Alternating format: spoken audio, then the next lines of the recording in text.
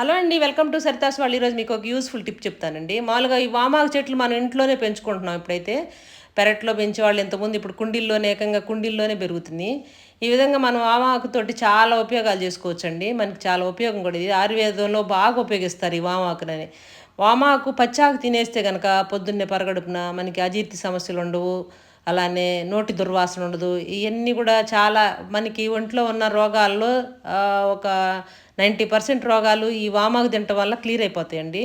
మనకి దోషాలు ఏమన్నా ఉన్నా సరే, ఒంట్లో దోషాలు ఉన్నా సరే, ఈ వామాకు జ్యూస్ కానీ ఉట్టి వామాకు నమిలితే ఈజీగా మనకి మొత్తం పోతాయండి. మామూలుగా ఆకు నవలలేనాళ్ళు ఈ విధంగా 4-5 ఆకులు వేసేసుకొని జ్యూస్లా చేసేసుకొని ఇంక వడపోసే పని లేదు. దానిలో ఒక స్పూన్ తేనె వేసేసుకొని కనుక పిల్లలకి ఇచ్చినా సరే జ్యూస్లా బాగా తాగేస్తారు.